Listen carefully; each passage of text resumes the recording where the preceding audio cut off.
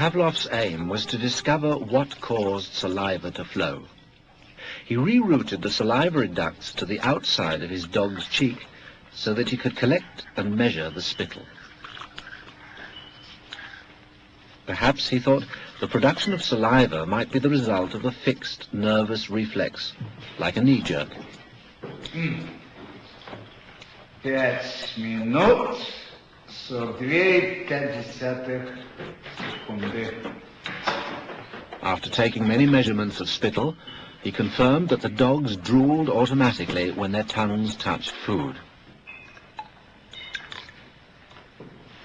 He called the response the salivation reflex. 4,5. Хорошая собачка. Я предлагаю поменять собаку. But his work started to run into trouble. As his dogs became familiar with the experimental routine, they started to fill their cheek tubes before Pavlov had a chance to stimulate their tongues. The dogs were learning to anticipate food. Pavlov tried a new technique. He erected screens so that the dogs couldn't see what was going on. Before passing meat through the hatch, he introduced a stimulus that was totally unrelated to feeding. A ticking metronome.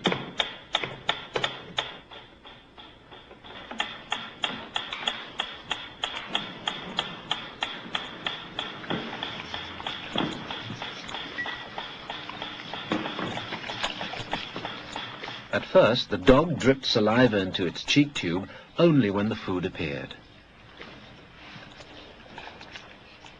But after a number of trials, the dog began to connect the ticking with the arrival of meat.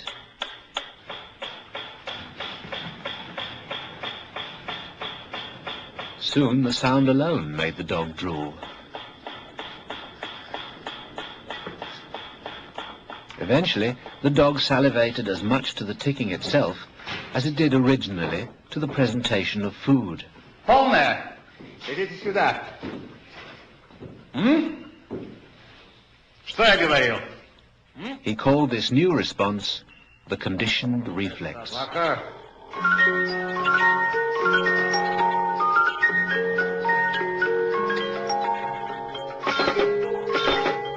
Whatever the stimulus, his dogs could soon be conditioned to produce saliva.